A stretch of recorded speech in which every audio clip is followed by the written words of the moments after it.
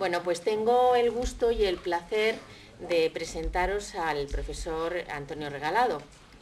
Es un maestro, es un experto en la obra de Calderón y ha venido pues para darnos una charla, una conferencia cuyo título conocéis por el cartel, sobre el pensamiento de Calderón y el arte dramático. Esto se debe a que, bueno, según me han informado personas que le conocen, sus intereses han versado en un abanico muy amplio de disciplinas.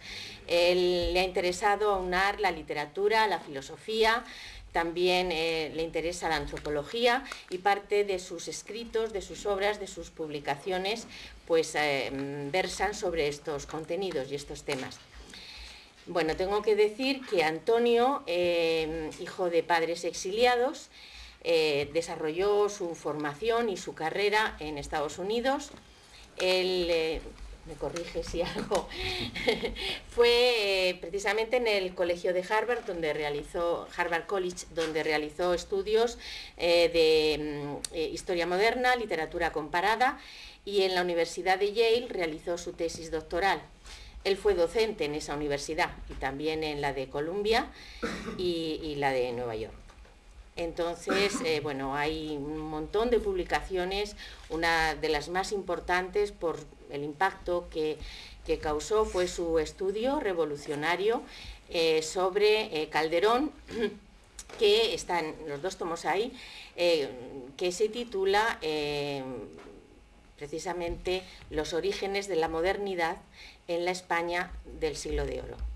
Tiene también otros textos que aunan la filosofía, la literatura, como el de El laberinto de la razón, Ortega y Heidegger, o también La dialéctica agónica de Miguel de Unamuno.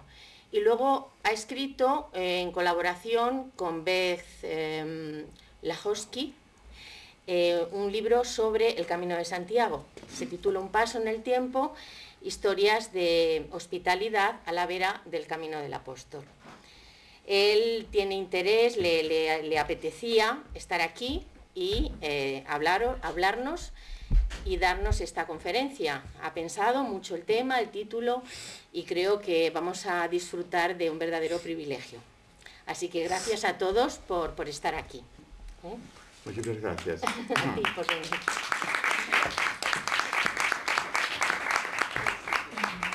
Encantado de estar aquí con una compañía de algunos amigos, estudiantes de teatro y profesores. Mucho mejor que estar en una reunión de hispanistas. Pensé un momento, si me siento aquí y me callo, ¿no?, y hago mi propia obra teatral, ¿no?, una especie de Esperando Godot del 2011, a ver cuánto tiempo estaréis ahí antes de que, bueno, ¿aguantaríais una hora sin que yo dijera nada? Pues probablemente más que lo vais a aguantar con lo que voy a decir. El título de la conferencia es Arte dramático y pensamiento. Generalmente no se relacionan estos dos aspectos en lo que se refiere a Calderón y a otros autores, ¿no? Pero se ha hablado mucho de la técnica dramática de Calderón, el gran técnico dramático, el gran artesano de la dramaturgia de todo Occidente. En eso están de acuerdo la mayoría de los críticos, incluyendo algunos que critican a Calderón por otras razones. Pero no se ha relacionado esa artesanía con el pensamiento, se ha relacionado poco. Calderón es un teórico del teatro, pero no escribió como Racine, sus contemporáneos franceses, Racine y Corneille, escribieron prólogos a algunas obras explicando un poco su idea del teatro. Calderón solo escribió un prólogo a los autos sacramentales. A la primera edición de los autos, que eran 12 solo, escribió 80 en total, de 1677. Y ahí Calderón habla de algo que ningún autor dramático del siglo XVII comenta, que habla de la lectura de las obras dramáticas. Para tocar música hay que leer la partitura. Calderón nos habla del concepto imaginado. El concepto imaginado es su idea de la obra, la configuración de la obra, la escritura de la obra, pero teniendo siempre el ojo puesto en lo que él llama el práctico concepto, que es la puesta en escena. Y en ese sentido Calderón es extraordinario, realmente se lo da en una bandeja a los directores, porque no hay pérdidas en la mayoría de sus obras. Escribió muchas obras maestras. Todo está apuntado a la puesta en escena.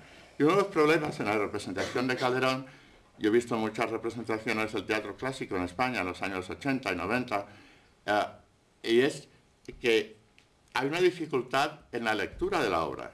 Es decir, que el director tiene que poder leer la obra para interpretarla.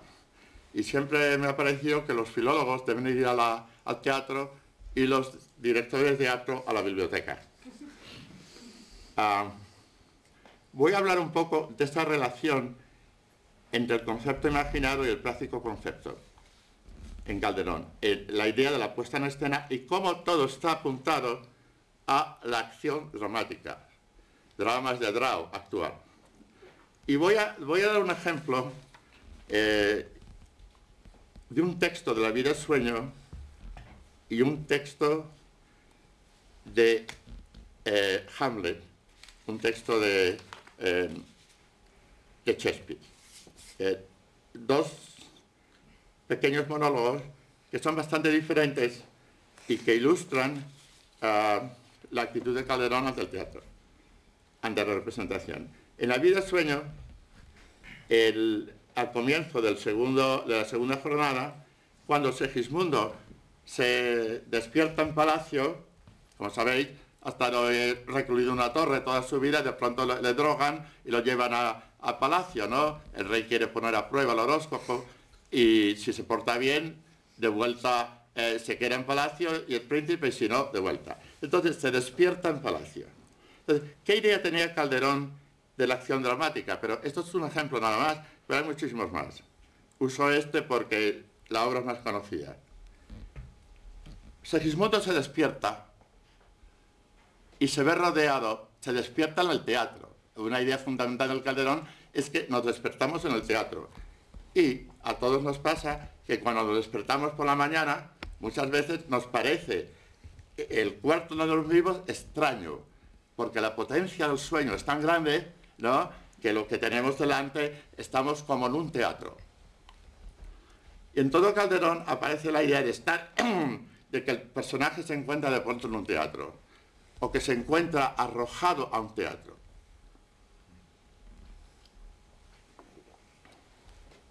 La idea del arrojamiento, que es existencial. El hombre es arrojado al teatro como es arrojado al mundo, ¿no?, del vientre de la madre. Y hay muchas metáforas del nacimiento y de la violencia del nacimiento en Calderón, que siempre está entre la cuna y la sepultura. El Gran Teatro del Mundo es una obra, es el Gran Teatro del Mundo, es el tablado, es el teatro, es la metáfora del teatro. Hay una cuna y una sepultura. Luego hablaremos de esto. Pero, ¿qué hace Calderón cuando despierta Segismundo?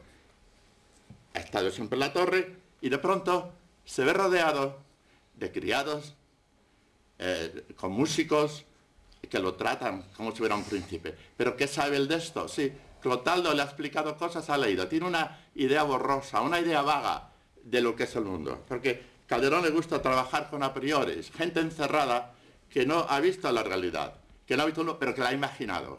Todos imaginamos, ¿no? Entonces, al despertarse, le están vistiendo, le tratan como príncipe, ha sido un prisionero toda su vida, y dice: válgame el cielo que veo, válgame el cielo que miro, con poco espanto lo admiro, con mucha duda lo creo. Entonces, esa suspensión del juicio que aparece continuamente en la obra de Calderón, y siempre está pensando en el actor, dice: con mucha duda lo creo. Entonces, Calderón siempre trabaja con las apariencias. El hombre está en el teatro, pero está en una circunstancia. Aunque el hombre está poseído por instancias, está en una circunstancia. Y no se olvida de esa circunstancia.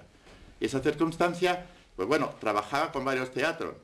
con los autos sacramentales, él era el escenógrafo que preparaba, daba las direcciones de la construcción de la escena. En el Teatro Real, donde había grandes escenógrafos que trabajaban con él siempre los frenaba porque quería controlar el texto, y también con músicos, ¿no? Y luego el teatro, que podríamos llamar más pobre, de los corrales. Siempre tiene conciencia de las facilidades, y cuando no hay facilidades del todo, cuando no hay facilidades escenográficas, él da la solución a través del lenguaje. Es decir, que para hacer Calderón, no hablo de las zarzuelas, no se necesita nada, absolutamente, un tablado, un espacio. Pero, a la vez, si no hay muchas posibilidades escenográficas, se vale muchas veces de lo que yo llamo propiedades escénicas, que no es escenografía, sino un objeto, una daga que va a través de toda la obra, ¿no? Una flor, ¿no? Todo tipo de objetos que van enlazando la acción y relacionando a los personajes. Pues bueno, aquí tenemos a Segismundo despertándose en un teatro. Válgame el cielo que veo, válgame el cielo que miro, con mucho espanto lo admiro, con mucha duda lo creo. Con mucha duda lo creo. Calderón continuamente presenta un personaje en una suspensión del juicio. Es una doble situación. Es la duda, podemos dudar de muchas cosas, ¿no? Yo dudo. Descartes inició la filosofía moderna con la duda sistemática. Yo dudo, que dudo, que dudo, que dudo. Entonces hay un momento en que no puedo dudar. ¿Por qué? El que duda está ahí, ¿no? Es el sujeto. De ahí viene nuestro socialismo moderno. Eso es un tipo de dudar que Unamuno llamó una duda un poco cómica, ¿no? La duda. Pero también está otra pasión que es eminentemente dramática, que es el asombro. El asombro es una pasión filosófica, ¿no? Nos podemos asombrar ante el mundo, ante la realidad, ¿no? Que nos asombra, nos deja perplejos. O podemos dudar. Los griegos iniciaron ese concepto del asombro, ¿no? Que es una pasión metafísica, pero también teatral. Y Calderón, que era un metafísico, un teólogo, ¿no? Continuamente pone a personas en una situación que se asombra, ¿no? Ante lo insólito. Pero también la duda. ¿Y qué pasa si se combinan la duda y el asombro? Y aquí lo vemos en este monólogo. Y vuelvo a empezar. Válgame el cielo que veo. Válgame el cielo que miro. Con poco espanto lo admiro. Las palabras mismas, asombro. Calderón da en el lenguaje al actor las posibilidades de interpretar el papel. Está ahí. Con mucha duda lo creo, que son dos movimientos diferentes. Creer es asentir. Dudar es no asentir. Entonces está en este, ¿cómo haría el actor esto, no? Pero había que entender un poco lo que está haciendo Calderón. Con mucha duda lo creo. Y luego se hace una serie de preguntas. Yo en palacios suntuosos, yo entre telas y brocados, yo cercado de criados, tan lucidos y briosos, son interrogaciones continuas. Yo, en palacios. Y entonces está relacionándose él mismo con la circunstancia teatral, con la escenografía. Eso es muy continuo en Calderón. A muchos directores del teatro, Stanislavski, le preocupaban a que el actor no se perdiera en un espacio un poco vacío, ¿no? Calderón se preocupa bastante de las apariencias, de la relación del personaje que representa ante lo que representa. Y en muchos casos, lo que representa, su representar, está relacionado con lo representado. Y lo representado está en la circunstancia misma de la escenografía. Y si no está, es asumida por la fuerza del discurso. Dice, yo en palacios suntuosos, yo entre telas y brocados, yo cercado de criados, tan lucidos y briosos, yo despertar de dormir en el lecho tan excelente, yo en medio de tanta gente que me sirva de vestir, decir que sueño es engaño. La producción de imágenes, ¿no? Sucedió mientras dormía, que aquí me ha llegado a ver. Pero sea lo que fuere, ¿quién me mete a discurrir? Dejarme quiero servir, y venga lo que viniere. Pues es excepcional. Claro, Nietzsche hubiera dicho, si nada es cierto, todo está permitido. Y ahí está la premisa de lo que después hará Segismundo, luchará con la idea de que si todo es cierto, si nada es cierto, todo está permitido, llega a la conclusión de que si nada es cierto, no todo está permitido. Y luego hace una apuesta de tipo pascaliano. Esta relación con el tablado, esto es típico de Calderón, pero hay cientos de casos. El problema de la lectura de las obras, por ejemplo, en este país, hay un problema. Los filólogos en general enseñan historia literaria de los textos, ¿no? Puede estar bien, ¿no? Pues documentación, anotación, en algunos casos, pero los textos de Calderón están escritos en función de la representación. Y yo solamente los entiendo cuando entiendo a Calderón, que está escribiendo en cada minuto, en cada momento, en función de esa representación y pensando en los actores. Porque Calderón iba continuamente a los ensayos de sus obras. Entonces estaba al tanto, es un gran hombre de teatro.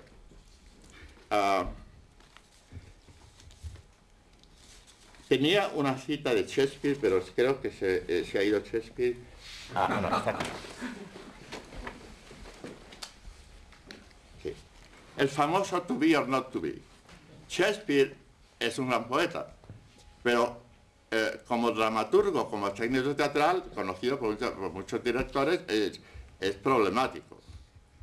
Gordon Craig, el gran director inglés, tiene algunos comentarios interesantes. Él puso en escena obras de Hamlet, obras de Shakespeare, y decía, después de ver a un Hamlet que él mismo hizo, digo, esto no parece el Hamlet de Shakespeare.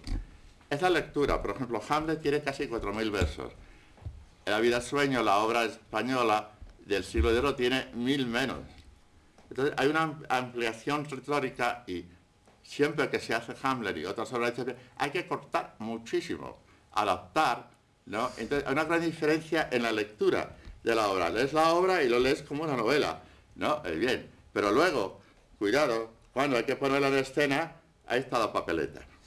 Y por ejemplo, en este monólogo, el famoso to be or not to be, que todo el mundo cita, probablemente sin haberlo leído muchos, dice, tengo la traducción española, pero dice, to be or not to be, that is the question. Entonces, mi hijo cuando tenía 10 años, yo le dije, to be or not to be, that is the question, y me dijo, to be or not to be, is that a question? Es una pregunta. Pero lo que dice Hamlet aquí dice, ser o no ser, esa es la cuestión. Si es más noble para el alma soportar las flechas y pedradas de la áspera fortuna o armarse contra un mar de adversidades. Los críticos se han puesto a analizar esto y tienen ideas totalmente diferentes, pero ya no se trata de una obra para representar, se trata de un discurso largo de filosofía moral, con tópicos. Calderón no hace eso. Claro, Shakespeare es anterior, pertenece a la generación de Lope, y Calderón escribió después de 2 generaciones de grandes dramaturgos. Entonces recibió un teatro magnífico ya y pudo hacer aún más con ese teatro. Otro ejemplo que quiero dar, y quiero dar ejemplos concretos, es la idea del actor de la representación. En Lope todavía hay cierto realismo. Hay una obra de Lope que se llama Lo fingido verdadero, que es sobre el patrón de los actores, San Ginés. En la obra de Lope, Ginés es un gran actor y hace una obra ante el emperador romano Diocleciano, que está persiguiendo a los judíos. Pero al mismo tiempo, Ginés es un cristiano, criptocristiano a escondidas. Y el emperador le dice, me dicen que haces muy bien el papel de un cristiano y quiero que lo hagas, hagas una obra. Lo hace tan bien que se confiesa cristiano en la obra. Entonces, la teoría dramática, la teoría de la actuación que tiene Lope, es que si hago un papel que requiere celos, es porque yo he sentido celos. He sentido esas pasiones o afectos que voy a interpretar. Calderón asume esto, pero va más allá. ¿Qué pasa cuando tienes que hacer un papel que no conoces? ¿A quién imitar? Y voy a dar un ejemplo, hay muchísimos. Perdónenme.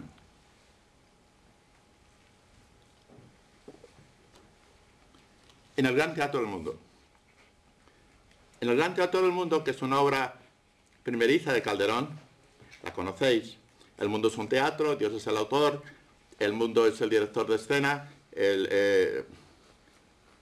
Dios, autor, da los papeles a los personajes que representan una especie de jerarquía social, el rey, el rico, el pobre, la castidad, etc. Y van a hacer sus papeles en este teatro, el Teatro del Mundo, ¿no? No se puede ensayar, pero hay un apuntador, que es la ley de gracia, que le dice obrar bien, que Dios es Dios. Le dan los papeles y los emblemas que van con los papeles. Al rey le dan un cetro, al rico le dan joyas, etc. Al pobre no le dan nada, le quitan el taparrabos que tiene. Pero cuando llega al final del papel, que es el final de la vida humana, hay una puerta por la que se salen los actores, que ahí está pintada como una sepultura. Ya acabó la obra, ¿no? Una voz que dice, y el rey, que hasta ese momento ha sido un personaje muy erático, ¿no? Es un rey adrede, ¿no? Solemne, con movimientos bastante calculados, rígidos, no mueve la mandíbula, según yo lo veo, ¿no? Pero aquí, ¿qué le pasa a esta figura? Le quitan el papel y dice el rey, dice la voz, rey de este caduco imperio, cese tu ambición, que en el teatro del mundo ya tu papel se acabó. Y el rey, que ya se acabó mi papel, me dice una triste voz, que me ha dejado al oírla sin discurso ni razón, pues se acabó el papel, quiero entrarme, ¿mas dónde voy? Empieza a correr por el tablado. Porque a la primera puerta donde mi cuna se vio, no puedo. ¡Ay de mí! No puedo retroceder. ¡Qué rigor! No poder hacia la cuna dar un paso. Todos son hacia el sepulcro. Va corriendo por el tablado. ¿Es el rey? Es el actor que hace el papel del rey. El que está haciendo el papel ahora no es el actor que está haciendo el papel del rey. El actor que está haciendo el papel del rey ha descubierto que él va a morir también. Y él es el actor. Y termino el monólogo este. No poder hacia la cuna dar un paso. Todos son hacia el sepulcro. Que el río, que brazo de mar huyó, vuelva a ser mar. Que la fuente que salió del río, qué horror, vuelva a ser río. El arroyo que de la fuente corrió, vuelva a ser fuente. Y el hombre que de su centro salió, vuelva a su centro, a no ser lo que fue. Qué confusión, si ya acabó mi papel, etc. Entonces, lo que Calderón logra es un actor que está haciendo un papel que descubre que es actor. Entonces, hay una frase en el manual de un estoico, Epicteto, si le quitas la máscara al rey, verás que es un farandulero. Y esta manera de actuar, esta manera de concebir al actor es otra generación, claro. La de Calderón se basa en Lope, pero llega más lejos, ¿no? Está la cuestión de la interpretación de las pasiones. Por ejemplo, los celos.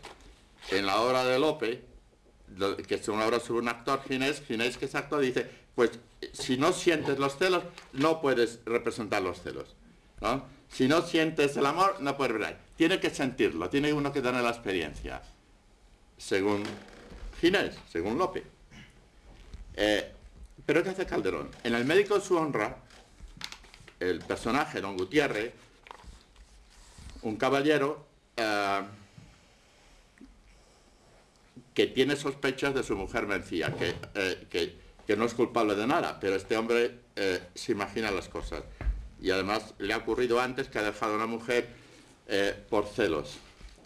Pero no quiere saber lo que son los celos. Claro, Calderón distingue entre celos de amor y celos de honor. Es muy sutil, tiene una teoría de las pasiones. Por ejemplo, en Otelo, que realmente es una farsa, Otelo se supone una tragedia, entonces un escritor inglés del siglo XVII la llamó a bloody farce, bien traducido al español, una puñetera farsa, ¿no? Aunque termina o sangrienta farsa. Entonces, en Otelo dice al final, cuando liquida a Desdemona, que solamente tiene 300 versos, la pobre, cuando liquida a Desdemona, Otelo dice que la mató por amor y luego dice que la mató por honor. Es todo muy confuso, ¿no? Realmente en la bolsa de acciones shakespearianas, Otelo ha bajado por el estructuralismo bastante, ¿no? Por lo que dice el estructuralista. Doy un ejemplo típico porque eso ha influido mucho a los que escriben, especialmente los filólogos que escriben sobre la cuestión de los celos, ¿no? Hay que ver el pensamiento de Calderón, ¿no? Que llega a otras cosas. Cuando don Gutiérrez ha acumulado ciertas evidencias, que llama Calderón, cierta información, ciertas evidencias que son meramente apariencias, porque Calderón está siempre con la cuestión de que nos equivocamos. Muy presente en él como autor que está pensando en la puesta en escena, es que nuestra representación no es solamente una representación en que actuamos, es una representación a la vez en que representamos. Hacemos la cosa en presente, ¿no? El representante representa y tiene lo representado. Entonces siempre hay un equívoco entre lo que pienso y lo pensado, entre el objeto y el pensamiento. Pero no en el caso de Calderón, en el caso de la naturaleza humana. Hay un equívoco entre, está aquí en la cabeza, los molinos de viento que ve Sancho y Don Quijote, y dice Sancho, molinos de viento, ¿no? Y Don Quijote, que tiene gigantes en la cabeza, dice, son gigantes. Y ataca. Él representa gigantes y ataca a los gigantes, es decir, que se representa a sí mismo representando, ¿no? Y le mete espuela al caballo. Pero esos gigantes tienen realidad, porque esos gigantes son cordiales, mueven y apasionan a Don Quijote, mientras que los molinos de Sancho están ahí, inertes, como abobados. Siempre hay un equívoco entre lo representado y el representar, continuamente. Nos equivocamos continuamente, andamos por el campo y vemos un árbol que parece un hombre. Esta es nuestra condición. Pero esto lo lleva a Calderón al teatro, porque es una cosa al teatro y a la cuestión de la representación. Entonces, vuelvo a don Gutiérrez. Con mucha evidencia, con mucha información, que son apariencias, y él busca una certidumbre a toda cosa, que está muy dentro del pensamiento de Calderón. Buscar certidumbre, aunque sea a costa del otro, aunque sea a costa de la muerte del otro, que ocurre como decía.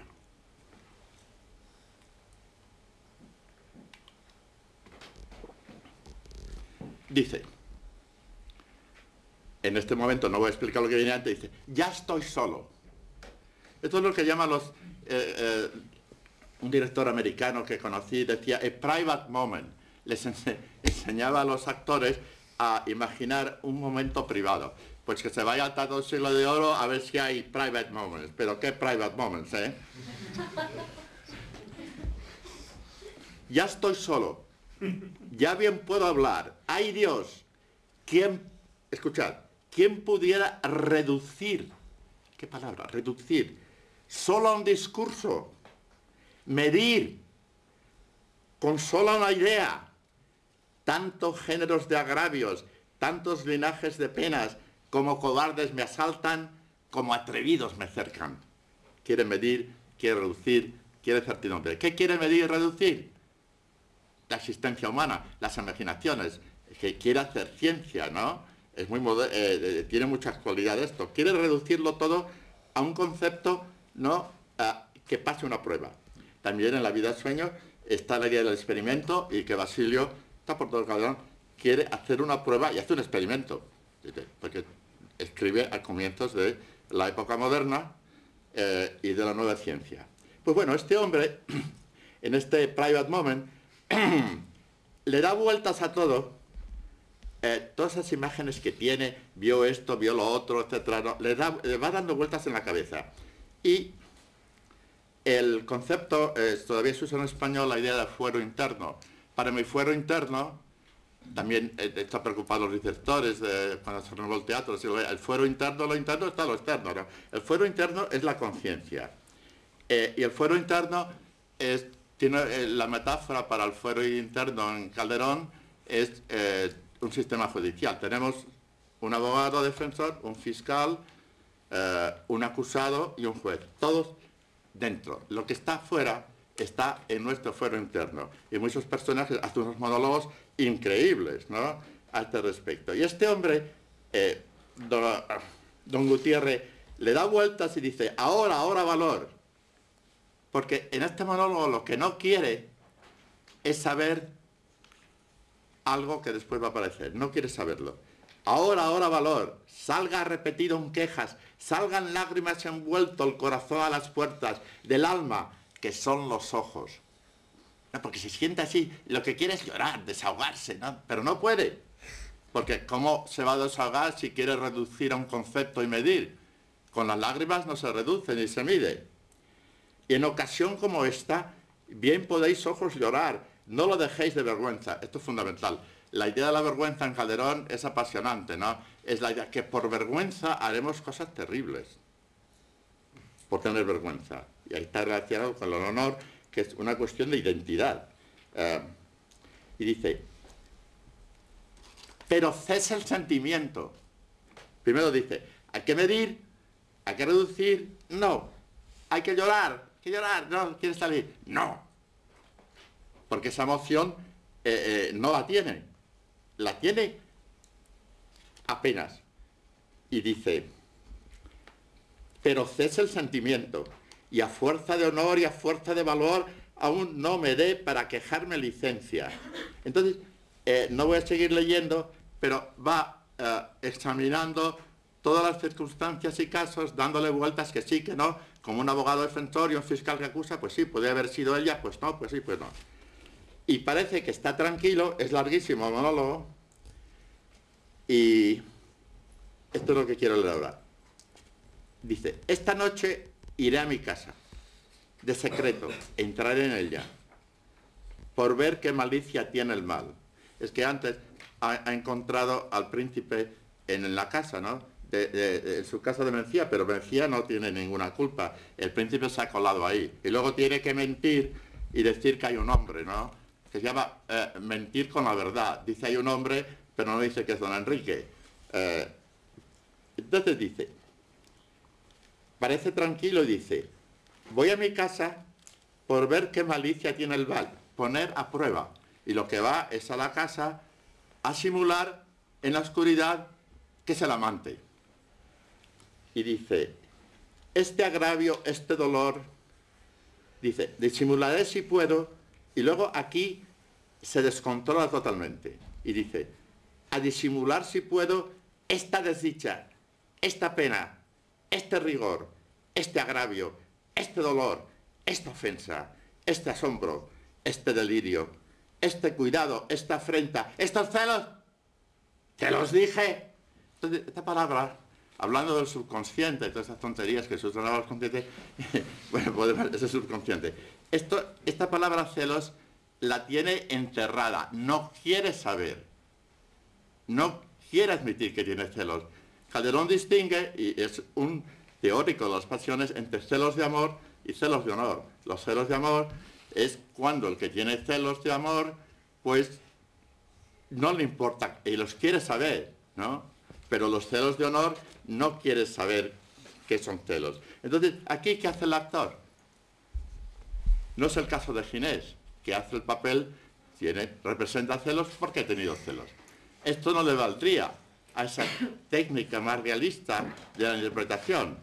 ¿Cómo haría esto el actor? Entonces, Calderón plantea todas estas cuestiones continuamente en su obra que tienen que ver con la representación, el papel de los personajes. Pues yo creo que... quería añadir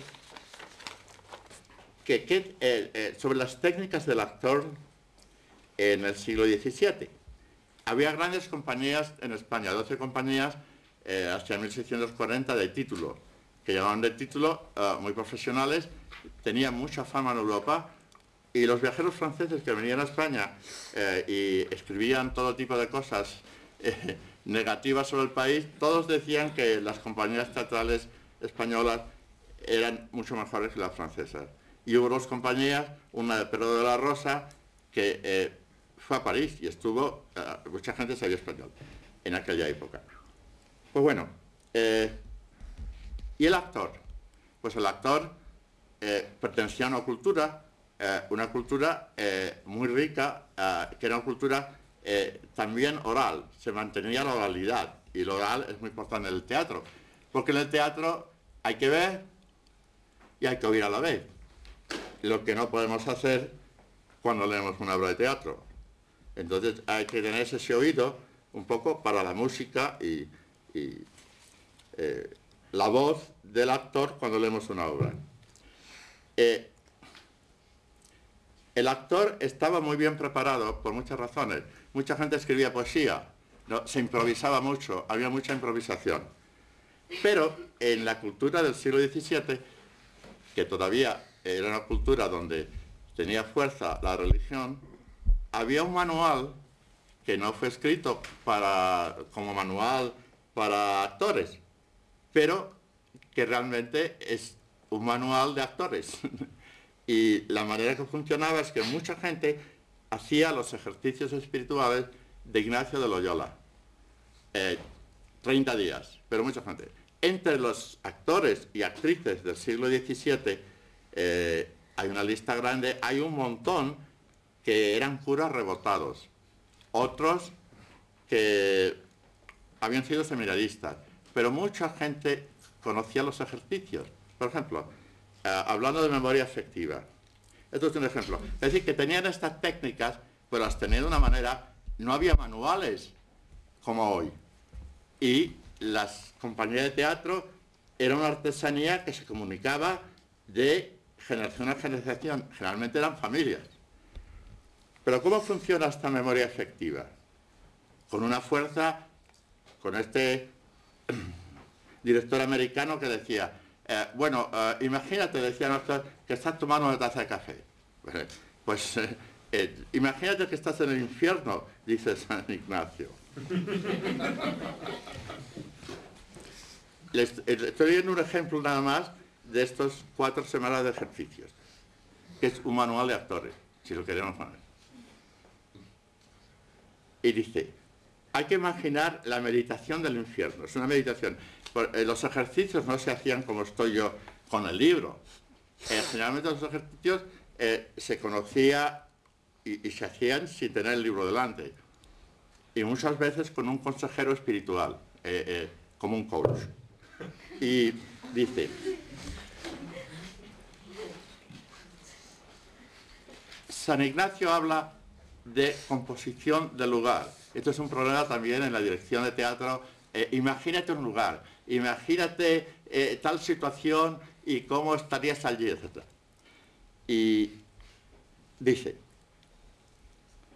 el primer punto será ver con la vista de la imaginación los grandes fuegos y las ánimas en cuerpos ígneos, como en el infierno, ver gente ardiendo. El segundo, oír con las orejas llantos, alaridos. ¿Y cómo oyes con las orejas? Llantos, si no hay llantos, ¿no? Pues es una manera curiosa de oír. Voces, blasfemias contra Cristo nuestro Señor y contra todos sus santos.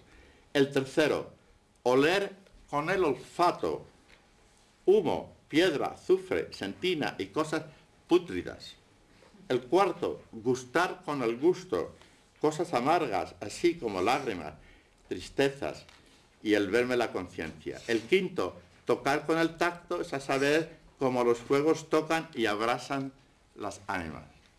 Estos son los 5 sentidos. Claro, huele cosas pútridas, pues no puedo olerlas, ¿no? A no ser que estén ahí, pero sí puedo olerlas. Y ese esfuerzo por imaginar un sentido se llama en retórica sinestesia. Entonces, realmente hay 5 sentidos que se duplican, los 5 sentidos físicos y los 5 sentidos espirituales. Bueno, esto los actores lo conocían. Yo recomendé una vez que la compañía de teatro clásico se fuera a Monasterio de Silos durante un mes e hiciera los ejercicios espirituales.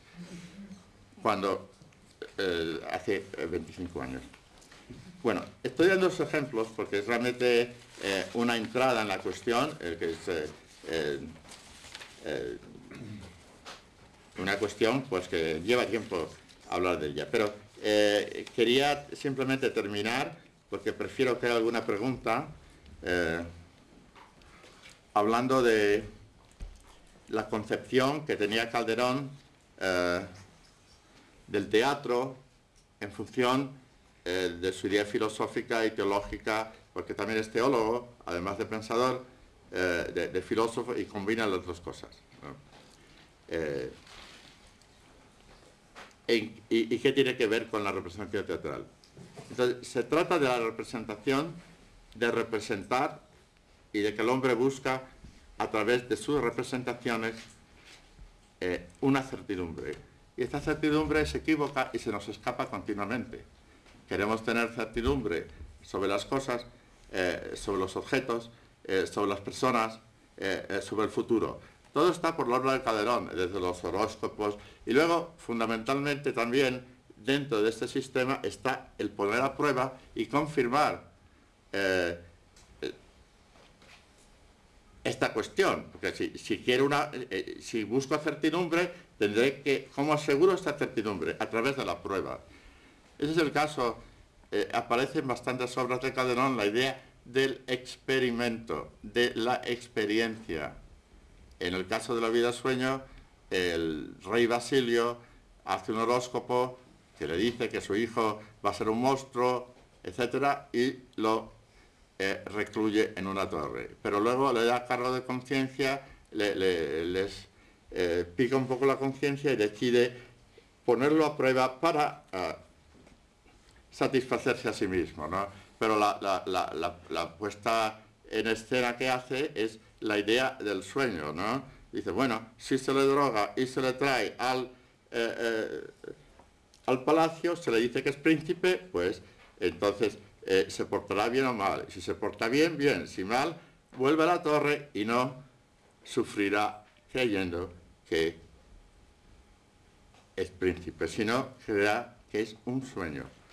Pero en todo este concepto hay toda una idea del teatro y del actor y la representación. Porque ¿cómo se hace el papel de Segismundo? También entra el cuerpo. El cuerpo, porque Segismundo empieza con una gran violencia a apurar los pretendo, ya que me tratáis así, qué delito cometí contra vosotros naciendo. Luego se remansa en ese monólogo, luego le sale la violencia y oscila. Pero, ¿qué necesita el actor para hacer esto? No solamente las palabras, necesita el cuerpo. Y en Calderón es muy importante el cuerpo. El que se puede, cuando Segismundo acaba en lenguaje calderoniano venciéndose a sí mismo, también domina su violencia, sus malos instintos, pero la metáfora es el mismo cuerpo, se reposa. Grotowski, el director polaco, entendió esto muy bien con su teoría del teatro pobre, porque puso en escena en los años 60 el Príncipe Constante, que es una gran obra de Calderón, ¿no?, de juvenil, que le hizo a los 29 años, que es el príncipe Fernando de Portugal, que capturado por los moros, ¿no?, el rey de Fez le dice, te cambio por los ciudad de Ceuta, que estaban los cristianos, y el príncipe se niega. Y dice, ya no soy príncipe, soy tu esclavo, ¿no?, para proteger la libertad de los otros.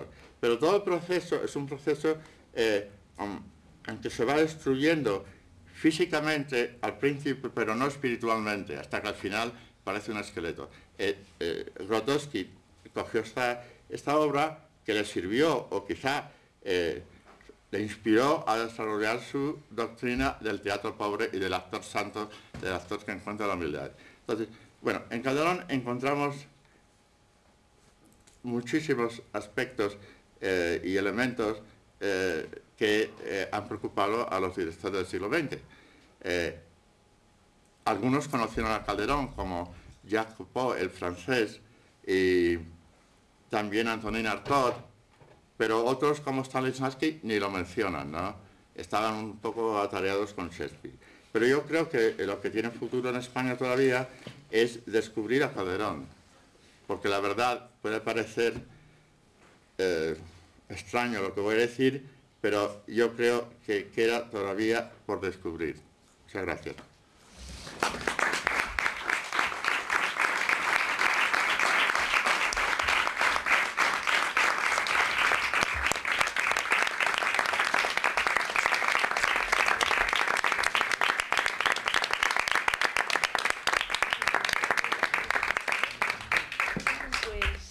Yo creo que esto es muchísimas gracias, un verdadero privilegio poder tenerte esta tarde, y creo que todo lo que has dicho hasta aquí es tal vez el entremés, el aperitivo para tal vez unas preguntas y tal vez un diálogo que se pueda generar. Sí, es muy importante las preguntas, porque no hable más de una hora, ¿no?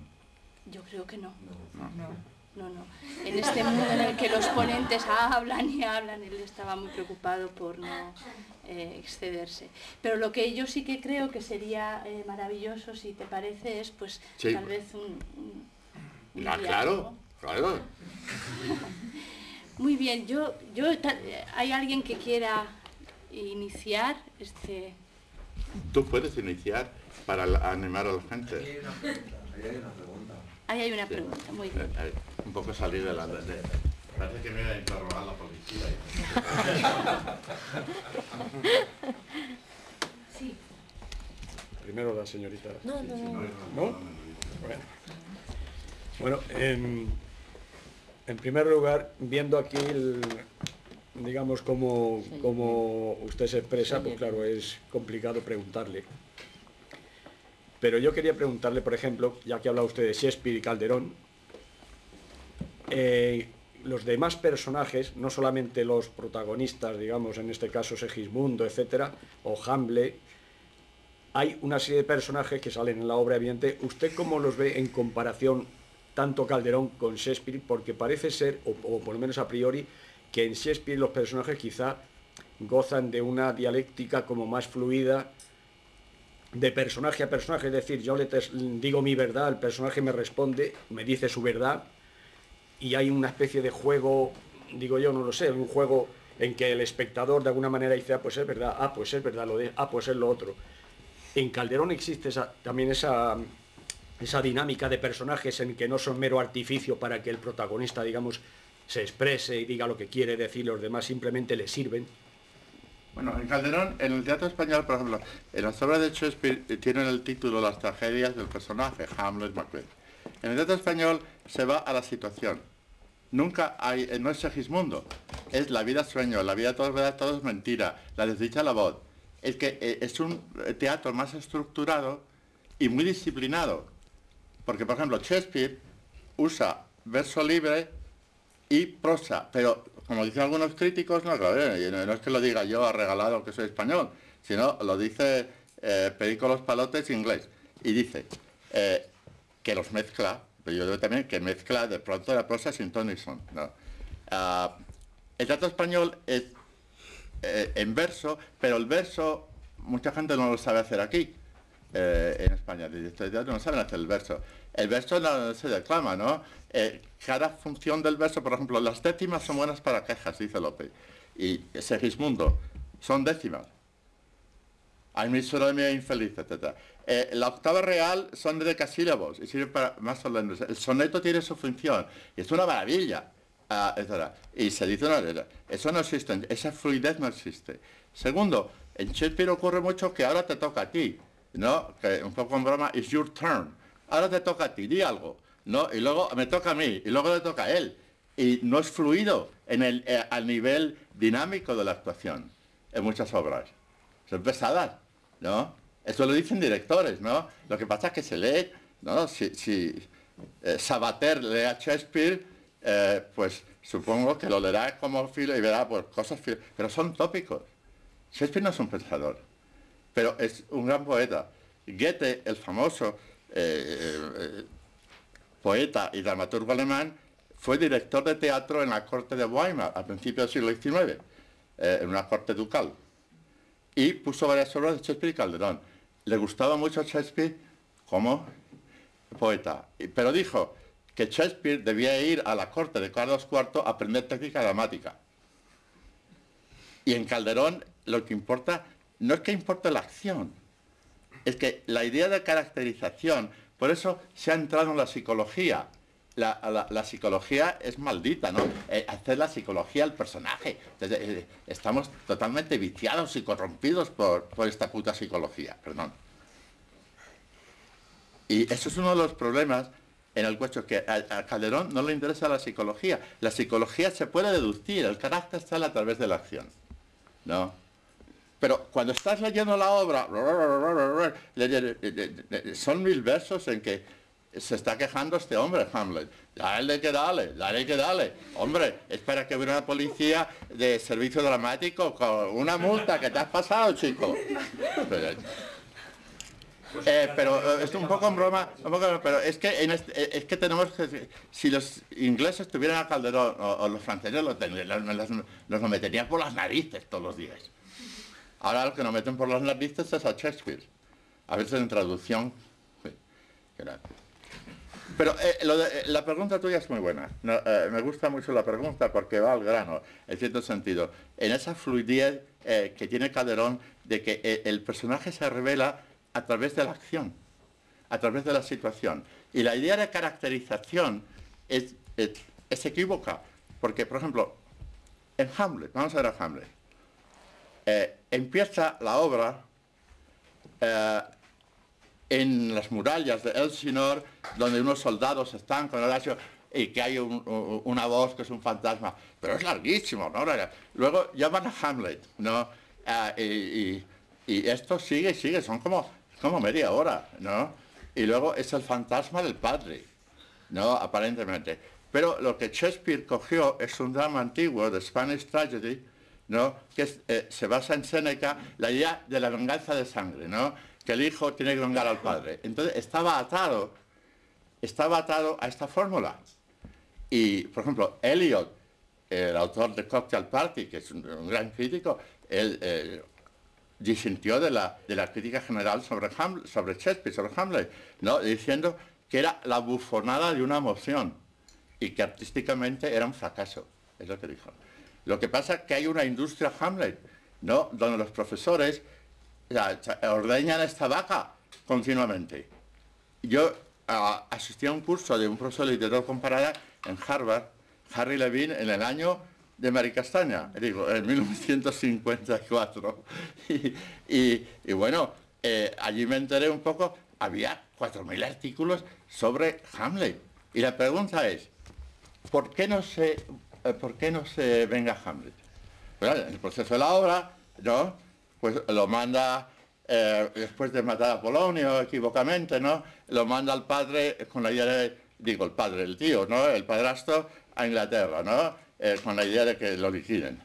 Pero luego vuelve, tan tranquilo, y sigue con su melancolía meditando. Es para ponerle otra multa. Entonces, la crítica... Oh. Que estás fuera de cámara. Me dieron ganas de hacer algo con un dedo, pero no lo voy a hacer.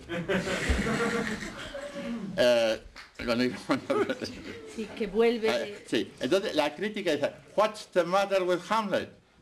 ¿Qué le pasa a Hamlet? ¿Por qué no se venga? Que tiene melancolía, que es un intelectual, que está angustiado. Entonces, por fin vino Freud, el psicoanálisis, y el discípulo de Freud, Jones, escribió un artículo. Y ellos saben lo que le pasa a Hamlet. Bueno, ¿no? Vino los psicólogos, el psicoanálisis sufre de un complejo de Edipo reprimido. Pues esto es una broma. Pero esto está fuera de la viaje. ¿Qué pasa en la obra? Entonces, Eliot, que el tío es muy listo, dice, What's the matter with Hamlet? ¿Qué le pasa a Hamlet? Y subrayó la palabra. ¿Qué le pasa a la obra? No al tío. Bueno, me callo. Podría decir algo, Antonio, un poco igual en diálogo, ¿no? A lo que planteabas, ¿no? Con referencia a cómo eso puede seguir lo que le pasa a un personaje y a otro. Y bueno, yo un poco las lecturas de Calderón, ¿no? Y pues por un lado veo que lo que ha planteado Antonio en su conferencia es que en Calderón, pues de alguna manera no existen esas amplificaciones retóricas que igual en otros dramaturgos, Shakespeare por ejemplo, puede darse, sino que todos esos textos, grandes tiradas de versos, que son muy largas, están en función de esta actitud del personaje que está constantemente explicando su personaje, explicando sus circunstancias, explicando cómo ha llegado a esa situación, qué debe hacer para salir de ahí, etc. O sea, está todo el rato recontando el argumento. Y lejos de lo que pueda parecer, no es una amplificación retórica, es acción, sí, es hermenéutica, ¿no? Sí, es explicación. Están recontando en muchas comedias que se cuentan en situaciones insólitas, claro. Porque las comedias de enredos son una maravilla. Son comedias actuales de la época, de caballeros y damas, etc. Pero son... no que sean inverosímiles, pero las situaciones son increíbles, ¿no? Pero... la cuestión es esa, dadas tales condiciones de que don Pedro se ha escondido en el armario y llega el padre y la teta, todas esas situaciones que podrían ocurrir, ¿qué es lo que haces? Claro. ¿Qué es lo que haces? ¿No? Y eso es casi técnicas de entrenamiento del actor moderno. A ver, piensa en tal situación y ¿qué harías? Esto lo hace continuamente, ¿no? Sí, y luego recapacitar, como esa obra que te gusta a ti tanto, que piensas hacer el escondido de la zapada, donde se encuentra una ciudad insólita y va recapacitando dónde está. La cuestión es dónde estoy. No tanto quién soy, y todas esas monsergas. ¿Dónde estoy? Creo que es lo que nos debe preocupar a nosotros. No quién somos, no estamos seguros y no importa tanto. Pero ¿dónde estamos? Claro, en ese sentido, o sea, lo que quería decir es que lo que puede parecer una amplificación retórica, si se entiende como ese fenómeno de un actor perdido en el tablado que tiene que descubrir dónde está y qué tiene que hacer para seguir, es decir, para seguir en el argumento, pues cambia todo el prisma, porque tú como espectador estás acompañando a ese pobre diablo, a ese pobre personaje, acompañándole en esta, digamos, bueno, pues aventura o improvisación, podríamos decir. Pero luego, digamos, en los dúos o en los tríos, pues yo creo que también Calderón en muchas obras lo que hace es, con esta idea que está exponiendo Antonio, ¿no?, que tira a los personajes al tablado y abortados ahí en el tablado casi todas las obras. Por ejemplo, La vida es sueño, Rosaura cae del caballo, cae con Clarín rodando por una montaña, pero hay muchísimas, casi todas, muchísimas empiezan así, ¿no? ¿Y qué ocurre? Que no hay tiempo para una introducción, no existe tal cosa. Desde el comienzo ya estamos en el nudo. Estamos en el nudo. Comienza. Sí, comienza así. No, comienza. Pero, por ejemplo, poniendo como ejemplo Rosaura y Clarín, pues lo que ocurre es que tú ves en esos versos de Rosaura, ves la situación de esta pobre mujer que ha llegado a Polonia, que encima tiene tan mala suerte que el caballo la tira rodando y te pones en esa situación. Pero inmediatamente después, cuando interviene Clarín, también te pones en la situación del criado, porque Calderón le dice, oye, deja de quejarte y dame a mi parte en tus quejas, porque si juntos vinimos, etcétera. O sea que yo sí que creo que Calderón, en esa economía, sí que puede, digamos, llevarnos a vivir la situación y la preocupación, a ponernos en el lugar de cada uno. Sí, que es un poco lo que entendía. Y yendo con esto, por ejemplo, en la vida sueño, el arrojamiento, la entrada, desbocar un caballo. Es esa entrada abrupta en el mundo, ¿no? Yo vine a hacer a mi hija, ¿no?, y me quedé acojonado, ¿no? Porque, y uso esa palabra porque me gusta, ¿no? Porque estamos en una situación hoy día que la palabra asombro no vale. Hay algo más fuerte que el asombro. Entonces, esa entrada en el mundo, esa entrada violenta en el mundo, ¿no?, que en un caso Calderón lo llama aborto de la naturaleza humana. Por eso a Beckett le gustaba Calderón y lo cita. Vaya. Pero en referencia a lo que dices tú, Rosaura, tienen miedo, tienen susto, hay oscuridad, y dice Rosaura, esto es un buen ejemplo de la técnica calderoniana. ¿Quién ha visto sucesos tan extraños? Siempre una situación insólita. Pero es que si pensamos bien, lo cotidiano, lo diario, tapa el hecho de que estamos en una situación extraña. Punto y aparte. Mas si la vista no parece engaños, ¿qué hace la fantasía, sujeto, objeto, a la medrosa luz que aún tiene el día? Me parece que veo un edificio. Y Clarín, que lo que quiere es calentarse, dice, o miente mi deseo o termino las señas. Entonces, Rosaura da las direcciones de escena en lo que sigue. Describe lo que ve. Haya o no escenografía, en el Teatro del Palacio se podía hacer con escenografía y una luz. En el Teatro de los Corrales, pues era a las 3 en verano y a las 3 en invierno, a las 5 en verano. No se podía poner ese tipo de escenografía.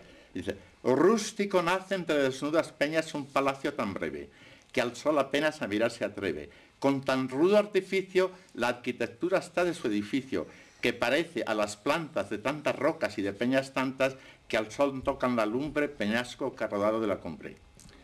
Entonces, siguen dialogando los dos, él con miedo, el gracioso. Por ejemplo, en Shakespeare, lo dice Schelling en su filosofía del arte, bueno, porque es una autoridad, pero es que lo cómico lo mete ahí de pronto. En una obra aparece Enter two clowns, que entran dos payasos, entran y salen. Lo cómico no está integrado. Aquí totalmente está integrado. En todo Calderón, ¿no? Y también en Lope. Entonces Rosaura dice, se siguen acercando con miedo y dice, no es breve luz aquella, caduca exhalación, pálida estrella. Es una vela, es el movimiento de la vela. Esto se puede hacer con escenografía o sin ella. Que en trémulos desmayos, pulsando ardores y latiendo rayos, hace más tenebrosa a la oscura habitación con luz dudosa. Esto es un buen ejemplo de lo de dentro y lo de fuera. De esa situación ambivalente entre el acto de representar y lo representado. Además, sería que es técnica que se llama expresionista, porque dice, no es breve luz aquella, Clarín está agarrado a ella, ¿no? Y hace frío, están asustados. Caduca exhalación, pálida estrella, ¿no? Porque han aparecido las estrellas, están en un hoyo y hay cumbres y montes. Que en trémulos desmayos, es la vela, pulsando ardores y latiendo rayos, pero también el pulso de ella, pulsando ardores y latiendo rayos. Bueno, es un ejemplo total, lo hacen muchas obras, ¿no?, de la integración de la escenografía, de lo que está alrededor del personaje, ¿no?, de nuestra relación con el mundo continua. Era un escenógrafo.